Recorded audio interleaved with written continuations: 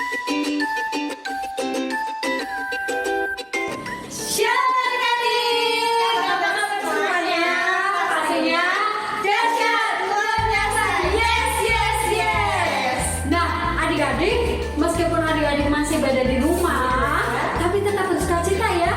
Mama papa udah mulai ibadah gereja, tapi kita anak-anak masih ibadah online. Kita mau bersukacita, tapi sebelumnya yuk kita mau berdoa dulu yuk.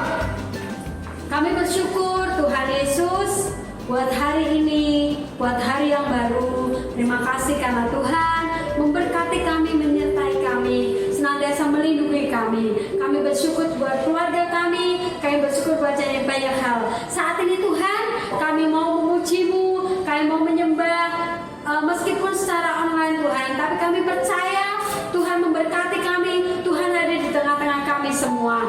Kami siap untuk beribadah hari ini, hanya di dalam nama Tuhan Yesus. Haleluya, amin. Tepuk Yesus, Yesus, Yesus, yes. Yuk kita mau puji Tuhan. Tuhan Allah di tengah kita besar dan kita pasti bersuka cita semua. Di rumah ayo kita balik berdiri semua ya. Gak ada yang malas-malasan, gak ada yang duduk lagi. Kita semua bersuka cita yuk.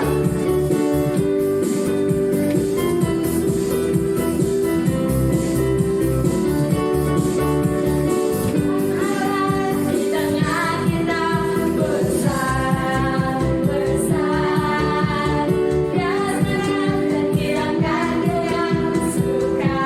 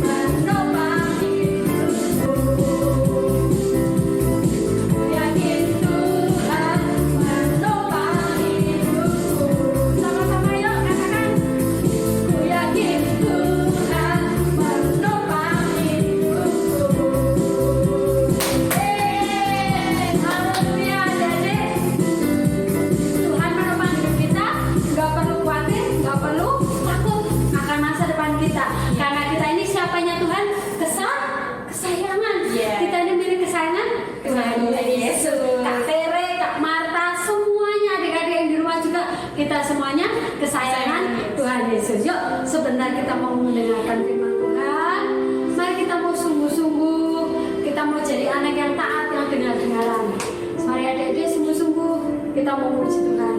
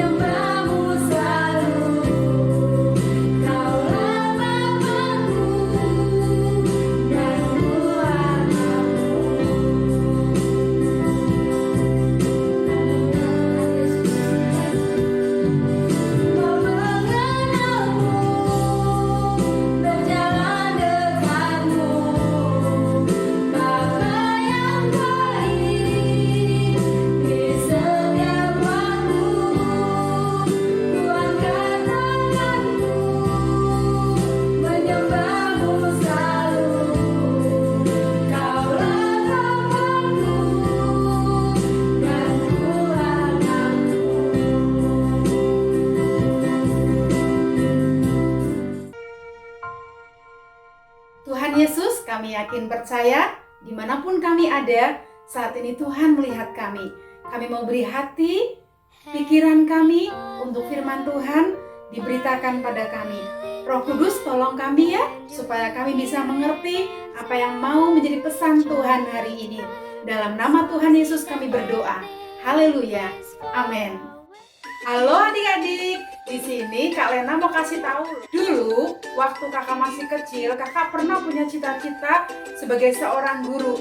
Dan ternyata, wow, sekarang ini nih, kakak beneran jadi seorang guru.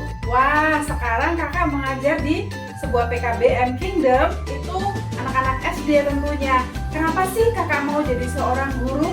Karena dengan menjadi seorang guru, kakak bisa melakukan banyak hal. Kakak mengajarkan hal-hal yang baik dan tentunya membawa mereka untuk dekat kepada Tuhan dan mengasihi Tuhan.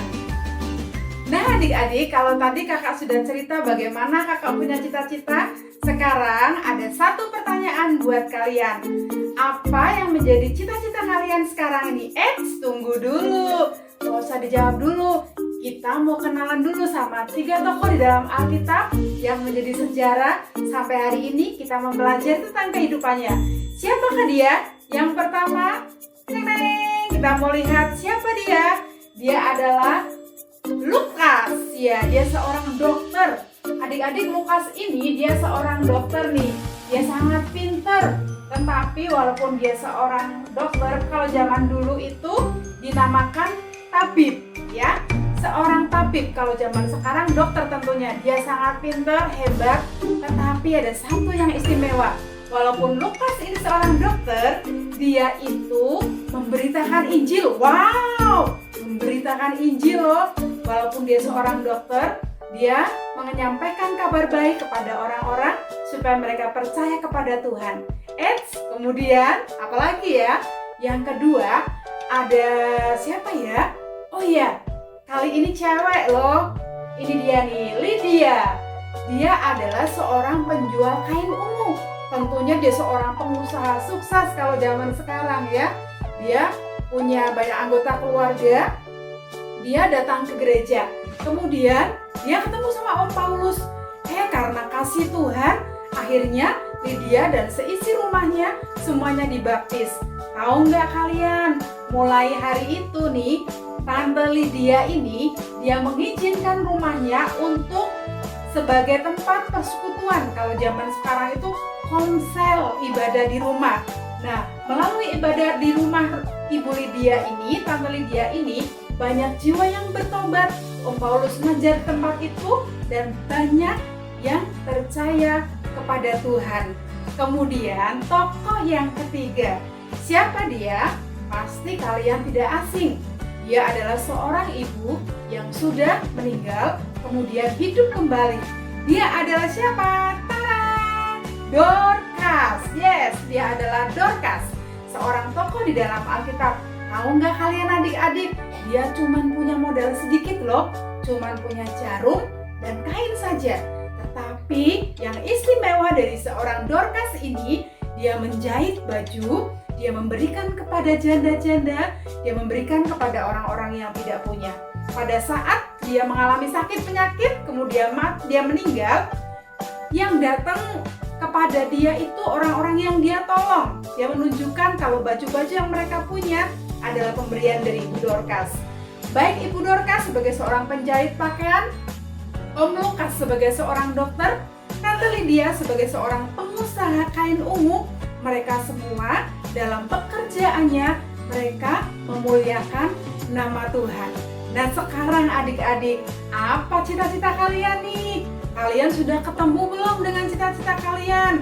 Kakak mau kasih tahu ya, kalau bahan firman Tuhan hari ini kita ambil di dalam Yakobus pasalnya yang keempat, ayatnya yang ke-13 sampai yang ke-17. Adik-adik bisa membacanya sendiri-sendiri di rumah ya, tapi ada satu ayat yang akan kita pelajari hari ini.